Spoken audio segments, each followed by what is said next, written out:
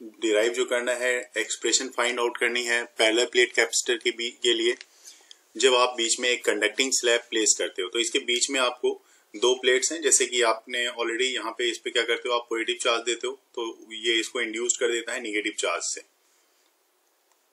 इस पे plus Q charge आया, इस पे माइनस क्यू चार्ज आया, इस पे आपने दोनों प्लेट के बीच में आपने कंडक्टिंग स्लैब प्लेस कर दिया है और इस वाले पोर्शन को आप यहाँ पे क्या कर रहे हो, इसको अर्थिंग कर दोगे ताकि कंप्लीटली दूसरे वाले प्लेट पे कंप्लीटली आपको निगेटिव चार्ज ही मिलती रहे। तो ये निगेटिव चार्ज मिलेगी आपको। अब जो है आपको ये भी पता है कि दोनों प्लेट के बीच की गैप कितनी है ना, दोनों प्लेट के बीच में गैप कितनी है ये भी आपको पता है। तो आपने पिछली बार भी आपने ड्रॉ किया था, और ये इस प्लेट और इस प्लेट, मतलब प्लेट अगर वहां पे नेमिंग मैं कर दूंगा अभी, लेकिन यहाँ पे दोनों प्लेट के बीच में गैप जो है स्मॉल डी की गैप हुआ करती थी जी, ठीक है। हालांकि जो आपकी पहली प्लेट और दूसरी प्लेट है उसकी भी नेमिंग मैं करता हूँ यहाँ पे। इस प्लेट की थिकनेस टी है आपकी, मान लो ये टी, स्मॉल टी से मैंने दिखा दिया कि स्मॉल टी अगर इस प्लेट की थिकनेस है तो बीच में जो एरिया बच रही है आपकी, ये जो बच रहा है, ये पोर्शन बच रहा है आपका, ये वाला, ये देखो, ये पोर्शन, दो पोर्शन बच रहे हैं जिसमें आपके पास एयर है। तो एक इस तरफ और सेम दूसरी तरफ इस तरफ भी आपके पास ये पोर्शन बच रहा है जिसमें एयर है ना। तो इस दोनों पोर्शन के लिए विड्थ क्या मानोगे आप क्या बताओगे? ये पूरी की पूरी विड्थ देखो, पूरे दोनों प्लेट के बीच की जो गैप है वो स्मॉल डी है, और जो थिकनेस है इस स्लैब की वो टी है, D-T। बिल्कुल सही बात, D-T। तो मैं यहाँ पे दिखा देता हूँ आपको कि मैंने जो यहाँ पे दिखाना है कि ये वाला जो पोर्शन है आपका, ये पोर्शन, और उसी तरह से दूसरी तरफ का भी जो ये पोर्शन आप दिखा रहे हो, ये वाला पोर्शन, ये आपका स्क्रीन पे ही देख लेंगे। और यहाँ पे मैं लिख भी देता हूँ कि एयर वाला पोर्शन है, इस पोर्शन में आपका एयर है। तो किसी भी कंडक्टर के सर क्या आपको अपनी आवाज वापस आ रही है? किसी भी कंडक्टर के अंदर इलेक्ट्रिक फील्ड क्या होती है? इलेक्ट्रिक फील्ड होती है सिग्मा अपॉन नॉट। कंडक्टर, किसी भी कंडक्टर के अंदर इलेक्ट्रिक फील्ड, सीट के लिए नहीं पूछ रहा मैं पूछ रहा हूँ आपको, किसी भी कंडक्टर के अंदर इलेक्ट्रिक फील्ड जीरो होती है। बिल्कुल सही, ये जीरो हो गई, इसके अंदर इलेक्ट्रिक फील्ड, ठीक है। मैं अपने फ्रेंड का नाम लिख रहा हूँ VED, ठीक है। लेकिन अभी इस बार हमें क्या करना है, इस बार जो ये वेव है इसके दो पार्ट हैं, मतलब दो पार्ट कहने का मतलब एक इलेक्ट्रिक फील्ड जो होगी इस वाले पोर्शन में होगी, ठीक है, जो एयर वाला पोर्शन है, तो E0 और D-T का पोर्शन, जो बचा हुआ पोर्शन है D-T का, इस वाले पोर्शन में इलेक्ट्रिक फील्ड हमें देखनी है।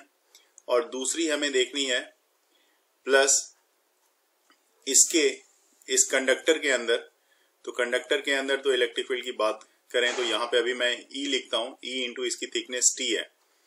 बाद में आप ये बता सकते हो कि इस कंडक्टर के अंदर की इलेक्ट्रिक फील्ड कंडक्टर के अंदर जीरो होती है, तो 0 इंटू टी कर दोगे आप, तो ये पूरा का पूरा फॉर्मेट जीरो हो जाएगा। तो V इक्वल टू आपके पास कितना आ गया, E0 D-T जी। और सारा काम अब आसान हो गया, जिस तरह से आपने ऊपर में किया था वैसे ही करना है। E0 इक्वल टू क्या होता है, सिग्मा बाय एप्सिलॉन नॉट। और पिछली बार आप जब कर रहे थे वहां पे कुछ आपने सीट नहीं ली थी, कोई मतलब कोई स्लैब नहीं लिया था, यहाँ पे स्लैब ले रहे हो तो ये D-T से आप दिखा रहे हो उसको। तो V इक्वल टू और सिग्मा इक्वल टू क्या होता है, Q upon A epsilon naught, और ये हो जाएगा आपका D-T। Then V equal to, अब ये आपके पास पोटेंशियल के लिए आपके पास वैल्यू आ गई, पोटेंशियल आपके पास आ गया, और पोटेंशियल के बाद आपको क्या निकालना होता है, कैपेसिटेंस निकालते हो, ऑब्वियस ही बात है ना। तो पोटेंशियल आपने निकाल लिया और यहाँ पे दिखा दिया कि ये पोटेंशियल की वैल्यू आ गई। तो कैपेसिटेंस के लिए C इक्वल टू क्या होगा, C equal to Q by V। तो यहाँ पे एक लाइन से इसको सेपरेट कर देता हूँ और इसी जगह पे मैं दिखाता हूँ C equal to Q upon V, right. और Q जी, तो Q आप लिख लो यहाँ पे, और पोटेंशियल आपने जो निकाला है वो ये वाली वैल्यू है, तो Q upon A epsilon not D-T तो ये C इक्वल टू आ जाएगा आपके पास, Q और Q कैंसिल हो गया, A एप्सिलॉन नॉट अपॉन में D माइनस T। ठीक है, तो ये capacitance of capacitor when a conducting slab is placed between them. और यहाँ पे आप देखो दोनों में फर्क क्या आ रहा है। इससे पहले वाले में आपके पास आया था, जब एयर लिया था आपने, तो उसमें सिर्फ आया था A epsilon naught by D। तो डिनोमिनेटर किसका ज्यादा है? तो ऑब्वियस ही बात है, ये इसका ज्यादा है और इसका कम है। इसकी डिनोमिनेटर अगर कम है तो इसकी जो C की वैल्यू होगी ये क्या होगी? ये ज्यादा होगी। तो C कैपेसिटेंस इस केस में, जहां पे अगर आप कंडक्टिंग स्लैब बीच में प्लेस करते हो, तो इस केस में कैपेसिटेंस क्या होता है? इंक्रीज करता है कंपेयर टू द एयर। जब आप एयर होता है दोनों कैपेसिटर के बीच में, उससे ज्यादा कंडक्टिंग स्लैब के लिए कैपेसिटेंस की वैल्यू ज्यादा आती है। यहाँ पे क्या हो रहा है कि आपने दो पोल ले लिया, दोनों के बीच का गैप ले लिया, ये टी ले लिया, और ये जो दोनों पोर्शन है यहाँ पे, इस दोनों पोर्शन डी माइनस टी के गैप को दिखा रहा है। और ये जो आपने यहाँ पे प्लेस किया हुआ है ये डाइलेक्ट्रिक है। ठीक है, तो dielectric, when a dielectric slab is placed in between the plates, तो ऐसे केस में कैपेसिटेंस की वैल्यू क्या होगी? तो सबसे पहले वहां पे हम लोग क्या निकालते थे? V equal to E into D. तो E इंटू डी, तो अभी मैं E नॉट, मतलब इस वाले की बात कर रहा हूं जहां पे एयर है, तो E not D minus T पहला पोटेंशियल इसके लिए देखा जाए। फिर प्लस दूसरा पोटेंशियल मैं दिखाना चाहूंगा आपको इसके अंदर की, जिसकी मैंने बताया कि इसके अंदर इलेक्ट्रिक फील्ड कुछ ना कुछ होगी, जीरो नहीं होगी। तो ये इसकी इलेक्ट्रिक फील्ड को मैं E मान लेता हूं, और इनटू थिकनेस इसकी जो है स्लैब की वो T है। ठीक है, E not D minus T, इसको मैं ऐसे ही लिख रहा हूं डी माइनस टी, और प्लस इसकी जो वैल्यू होगी बेटा ये ई नॉट बाय के, ई इक्वल टू, देखो यहाँ पे एक फॉर्मूला आता है, E equal to E naught by K. हाँ देखो बिल्कुल, सर मैं पूछ रही हूँ E की वैल्यू ई नॉट बाई के कैसे होगी? हाँ इसी के लिए मैं बता रहा हूँ, क्योंकि यहाँ पे K इक्वल टू के जो डाइलेक्ट्रिक कांस्टेंट है, ये K जो कांस्टेंट है, ये डाइलेक्ट्रिक जो मैंने यूज किया हुआ है, इसके लिए ये फॉर्मूला हो जाता है K equal to E naught by E का, मतलब ये रेशियो होती है ई नॉट बाय ई की, K equal to E naught by K. तो E की जगह पे इसका मतलब E equal to E naught by K मैंने यहीं से लिया हुआ है, इंटू टी। अब दोनों में ही देख रहे हो आप क्या टर्म्स है, ई नॉट इसमें भी है और ई नॉट इसमें भी है, दोनों में ही ई नॉट है। तो मैं क्या कर रहा हूँ, दोनों से ई नॉट को कॉमन ले रहा हूँ। तो ई नॉट कॉमन ले लिया अगर आपने, तो आपके पास बचना है डी माइनस टी प्लस, अगर मैं इसको कॉमन ले लिया तो प्लस टी बाय के, बस इतना सा टर्म बचेगा। तो ई नॉट इक्वल टू, फिर से अगर आप सिग्मा बाय एप्सिलॉन नॉट कर दो कोई दिक्कत नहीं, सिग्मा बाय एप्सिलॉन नॉट। और देखो एक और मजे की बात, यहाँ पे डी है माइनस टी, अभी मैं प्लस टी बाय के, एक स्टेप में और यहाँ पे लिखूंगा प्लस टी बाय के, इस तरह से मैंने इसको लिख दिया और ये ब्रैकेट क्लोज कर दिया। और सिग्मा की जगह पे फिर से आप नीचे आप sigma equal to Q by A, epsilon naught तो है ही, इसको लिख दिया हमने। और ये देखो इस दोनों में टी कॉमन है, तो अंदर में मैंने डी लिखा, माइनस किया, इसमें और इसमें मैं टी कॉमन लेना चाहूंगा इस दोनों में से, तो ये हो जाएगा 1 माइनस 1 बाय के, क्योंकि आप अगर टी से मल्टीप्लाई करोगे तो टी इंटू 1 टी आ जाएगा माइनस में, और T minus T into minus 1 मतलब प्लस टी बाय के फिर से आ जाएगा। तो इस तरह से मैं इसको लिख सकता हूं। तो अभी क्या है, ये टर्म्स हमारे पास पोटेंशियल के लिए बता रहा है, पोटेंशियल की वैल्यू को ये टर्म्स हमारे पास यहाँ पे बता रहा है। मैंने इसको बॉक्स में डाल दिया कि पोटेंशियल आपने निकाल लिया। तो फिर से हमेशा की तरह कैपेसिटेंस ऑफ कैपेसिटर की बात कर लेते हैं। तो C इक्वल टू आपको अच्छे से पता है कि C इक्वल टू होता है Q अपॉन V, और इस बार V का टर्म थोड़ा सा बड़ा है, Q आप यहाँ पे लिख लो, और V का टर्म्स ये वाला आपके पास जो दिया हुआ है, इसको डिवाइड में यहाँ पे आप ऐसे करके लिख दो सारे टर्म्स को। तो आपके पास है Q बाय A, सबसे पहले Q अपॉन A के साथ एप्सिलॉन नॉट, और बचा हुआ जो टर्म्स है उसको आप यहाँ पे लिखोगे D minus T 1 minus 1 by K। ये टर्म्स, बचा हुआ टर्म्स आपने लिख लिया, Q और Q कैंसिल हो गया आपका। तो कैपेसिटेंस ऑफ कैपेसिटर की जो वैल्यू आ गई when dielectric is placed in between the plates, तो ए एप्सिलॉन नॉट। अब देखो इसमें डी में यहाँ पे बहुत सारा चीज माइनस हो रहा है, D minus T 1 minus 1 by K. इससे पहले वाले डेरिवेशन में जब हमने देखा था तो डी में सिर्फ टी माइनस हुआ था, तो इस बार कुछ ज्यादा ही टर्म्स माइनस हो रहे हैं, मतलब डी रिड्यूस हो रहा है। और अगर आपका डी रिड्यूस हो रहा है तो डी का टर्म्स नीचे डिनोमिनेटर का टर्म्स रिड्यूस हो रहा है, तो कैपेसिटेंस और भी ज्यादा इंक्रीज होगी। मतलब एयर अगर बीच में है तो उसमें जितनी कैपेसिटेंस होगी उससे ज्यादा कैपेसिटेंस किस में होगी, कंडक्टर के केस में, कंडक्टिंग स्लैब के केस में। और इससे भी ज्यादा कब होगी, इससे भी ज्यादा तब होगी जब आपका डाइलेक्ट्रिक स्लैब आप यूज करोगे। डाइलेक्ट्रिक स्लैब में सबसे ज्यादा कैपेसिटेंस आपको देखने को मिलेगी इस तीनों में से कंपैरेटिवली।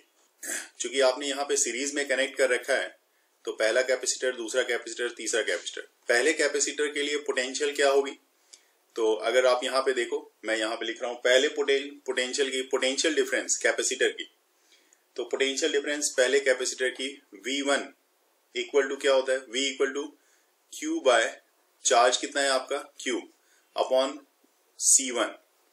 तो पहले कैपेसिटर का जो पोटेंशियल डिफरेंस है वो V1 equal to Q by C1, क्योंकि चार्ज तो सीरीज में सबके लिए कॉमन है। उसी तरह से दूसरे वाला जो है आपका बेटा V2 इक्वल टू कितना हो गया, Q बाय C2। और उसी तरह से V3 इक्वल टू कितना हो गया, V3 आपके पास कितना आ जाएगा, Q बाय C3 जी। तो तीनों आ गए आपके पास।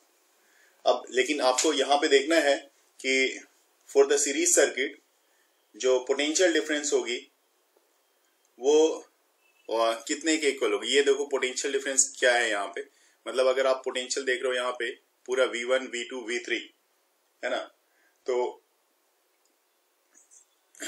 ये पोटेंशियल डिफरेंस वो उसके इक्वल होगी जो कि आपने अप्लाई किया है दोनों की, सबके लिए अलग अलग। मतलब V equal to V1 plus V2 plus V3, इस सब के लिए पोटेंशियल का ये होगा वैल्यू।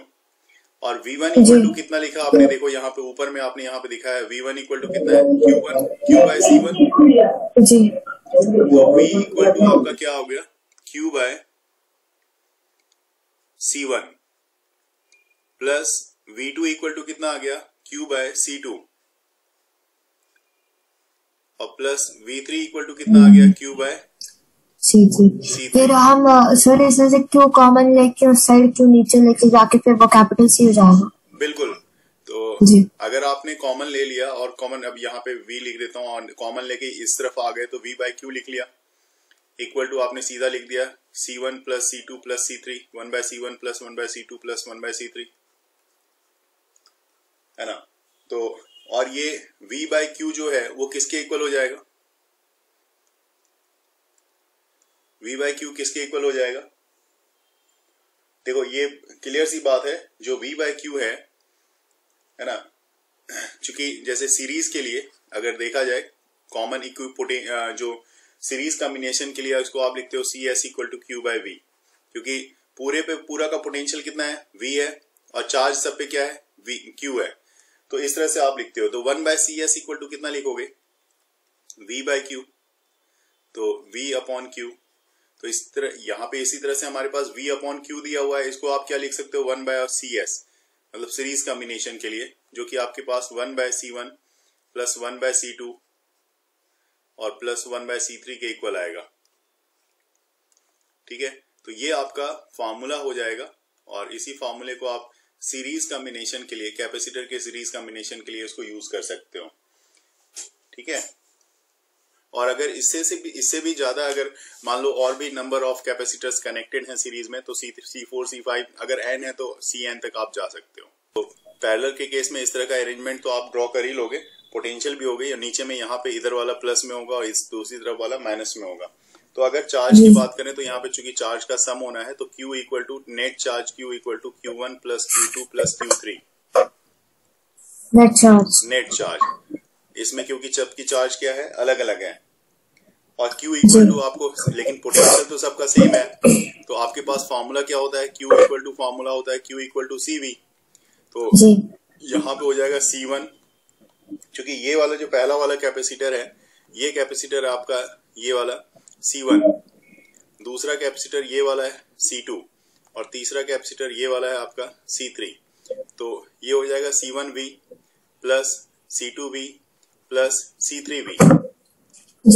ठीक है, तो यहां से आप क्या कर लो, V कॉमन ले लो, तो सबका हो जाएगा C1 plus C2 plus C3। तो ये हमने यहाँ पे ले लिया। उसके बाद देखो कि यहाँ पे जो इक्विवेलेंट कैपेसिटेंस पैरेलल कॉम्बिनेशन के लिए है, उसको मान लो पैरेलल कॉम्बिनेशन के लिए इक्विवेलेंट कैपेसिटेंस आपका CP है। CP इक्वल टू CP अगर इक्विवेलेंट कैपेसिटेंस है, इक्विवेलेंट कैपेसिटेंस,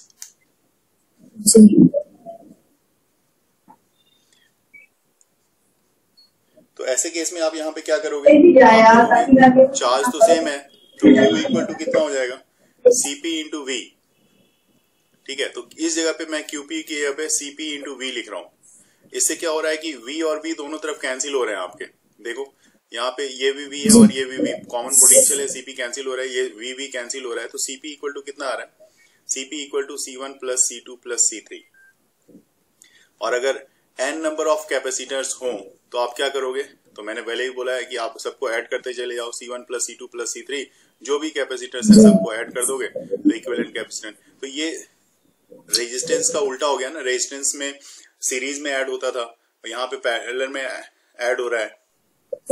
कहने का मतलब है कि अगर आप एनर्जी स्टोर्ड कैपेसिटर में एनर्जी स्टोर करना चाहते हो, तो एनर्जी स्टोर करने के लिए जो चार्ज आप दे रहे हो वो चार्ज आपको एक बार नहीं दे सकते, थोड़े थोड़े अमाउंट में आपको चार्ज एक प्लेट से दूसरे प्लेट पे लानी पड़ेगी, जिसके कारण दूसरा प्लेट चार्ज को अपने आप में स्टोर करना पड़ेगा उसको।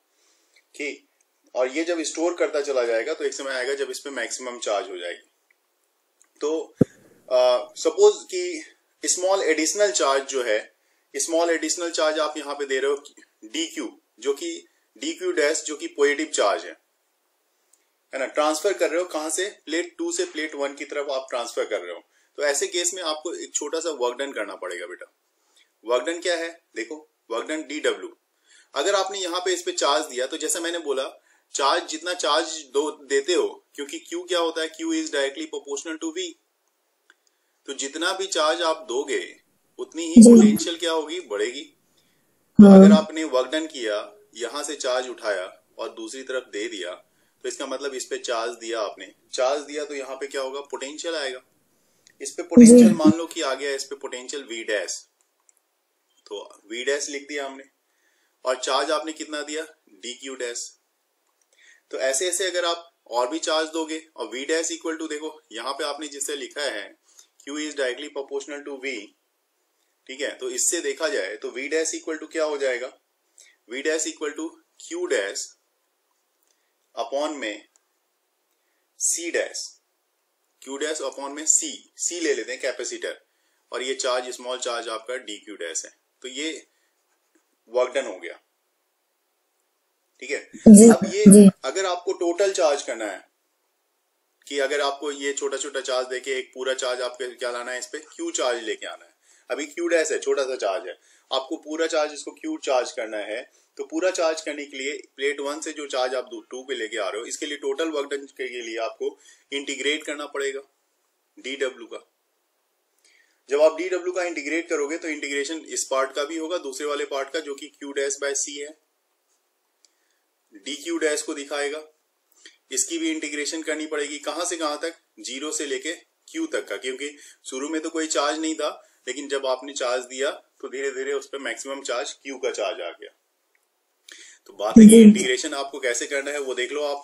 इंटीग्रेशन 1/C को आप बाहर कर दो, क्योंकि ये कांस्टेंट है। इंटीग्रेशन होगा आपका 0 से लेके Q तक के लिए QD। सर कैपेसिटर भी तो मैग्नेटिक ही है। नहीं, कैपेसिटर तो ये जब कम्प्लीटली ये चार्ज हो गया, इसमें आप कोई चेंजेस, कैपेसिटर जो आप बना रहे हो एक सर्टेन वैल्यू की कैपेसिटर बना रहे हो। अच्छा, ठीक है। तो Q डैश जो है, जैसे कि आप Q डैश DQ है, तो Q डैश DQ का आप इंटीग्रेशन करोगे, तो मैंने बताया था इंटीग्रेशन के लिए फॉर्मूला x n पे प्लस 1 बाय n प्लस 1। तो यहाँ पे Q डैश पे पावर 1 है, Q square upon 2। Very good, Q square upon 2। आपको तो इंटीग्रेशन आ गया। अब ये देखो, ये 0 से लेके क्यू तक का इंटीग्रेशन करोगे आप। 1/c था ही, इसको लिख दो आप यहाँ पे। ठीक है, अब आगे देखते हो इसको कैसे आगे सॉल्व करना है। तो this one is equal to, अब लिमिट भी रखनी पड़ेगी। अभी क्यू डैश का स्क्वायर है, अभी जब आप लिमिट रखोगे तो 1/2 को भी मैं बाहर ले आता हूँ यहाँ पे 2c, ताकि आगे काम करने में हमारे लिए आसान हो। अपर लिमिट मतलब क्यू डैश के जगह पे एक बार क्यू रखना होगा, तो Q square minus lower limit 0 square. तो ये फॉर्मूला आ जाता है आपके पास क्यू स्क्वायर बाय 2c का। ठीक है, और ये वर्क डन W हो गया। अब this work done is stored in the form of potential, electrical potential energy of the capacitor. Electrical potential energy of capacitor. तो इलेक्ट्रिकल पोटेंशियल एनर्जी को U से लिखते हो। U इक्वल टू आपके पास आ गया formula Q square by 2c। ठीक है sir, एक बार लिख देंगे U। जैसे इलेक्ट्रिकल पोटेंशियल एनर्जी तो आ गया, लेकिन अभी आप इसमें और भी काम कर सकते हो, क्योंकि जो एनर्जी का फॉर्मूला है ये तो एक फॉर्मूला आ गया, एक फॉर्मूला है। दूसरा फॉर्मूला भी देखो, क्योंकि U इक्वल टू होता है, U तो आपके पास है, Q इक्वल टू होता है यहाँ पे CV। तो आप Q इक्वल टू CV अगर आप पुट करोगे इस जगह पे, तो देखो ये क्या आ जाएगा बेटा, C square V square upon में 2C, और ये C और ये C कैंसिल हो गया, तो ये हो गया CV स्क्वायर बाय 2। तो एक दूसरा जो पोटेंशियल एनर्जी का फॉर्मूला है आपको ये भी यहाँ पे मिल रहा है। जब आपके पास C और V दिया हो तो आप ये वाला फॉर्मूला अप्लाई करना, और जब आपके पास Q स्क्वायर Q और C दिया हो तो आप ये पहला वाला फॉर्मूला अप्लाई करना। एक और फॉर्मूला है, उसको भी देखते हैं। अभी आपने यहाँ पे चेंज किस में किया, Q में चेंज किया। अब नेक्स्ट वाले में आप C में चेंज कर लो। C इक्वल टू क्या होगा, C इक्वल टू यहां से देख लो Q अपॉन V। तो इसी फॉर्मूले में यहां पे मैं चेंज कर रहा हूं अगले वाले के लिए, वो है आपका U इक्वल टू, इस बार मैं Q स्क्वायर को रहने देता हूं, Q स्क्वायर अपॉन में 2C की जगह पे मैं लिख रहा हूं Q बाय V।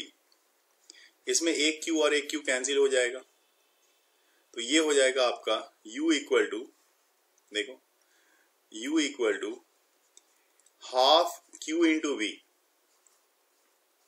तो ये फॉर्मूला भी आपके पास आ गया। 3 फॉर्मूले आपके पास आ गए हैं। अगर आपके यहाँ पे चार्ज और पोटेंशियल दिया हुआ हो तो इसको भी आप यहाँ पे पुट करके इस तरह की वैल्यू को निकाल सकते हो। तो 3 फॉर्मूले यहाँ पे हैं आपके पास। तीनों फॉर्मूले का यूज करके आप, इसका मतलब पोटेंशियल एनर्जी के लिए यहाँ पे 3 फॉर्मूले हो सकते हैं। ठीक है, जैसे आपने अभी अभी निकाला कि एनर्जी का फॉर्मूला निकाला, एनर्जी के फॉर्मूले में आपने बताया कि इसको U से लिखते हो आप, U इक्वल टू एनर्जी होता है। और एनर्जी मैं क्या बता रहा हूँ, energy per unit volume, energy per unit volume को बोला जाता है एनर्जी डेंसिटी। एनर्जी डेंसिटी को जो है नॉर्मली जो स्मॉल u से रिप्रेजेंट किया जाता है, स्मॉल u से। ठीक है, ये हो जाती है आपकी एनर्जी डेंसिटी। तो ऐसा नहीं कि डेफिनेशन तो पूछते ही है, लेकिन इसके साथ साथ जो फॉर्मूला हो गया, देखो ये फॉर्मूला बड़ा आराम से निकल गया। लेकिन अब इस फॉर्मूले का कैसे और भी क्या पैटर्न हो सकता है इस फॉर्मूले को चेंज करने के लिए, वो दिखाना है मुझे यहाँ पे। तो देखो, जैसे आपको पता है एनर्जी का फॉर्मूला क्या होता है, एनर्जी का फॉर्मूला होता है Q स्क्वायर बाय 2C। एक फॉर्मूला मैं ले रहा हूं, किसी भी फॉर्मूले को, जिस फॉर्मूले को आप बोलोगे उसको मैं सेलेक्ट करके यहाँ पे किसी भी मेथड से, 3 फॉर्मूले हैं, तीनों फॉर्मूले इसके लिए काफी सफिशियंट है। और Q स्क्वायर बाय 2C।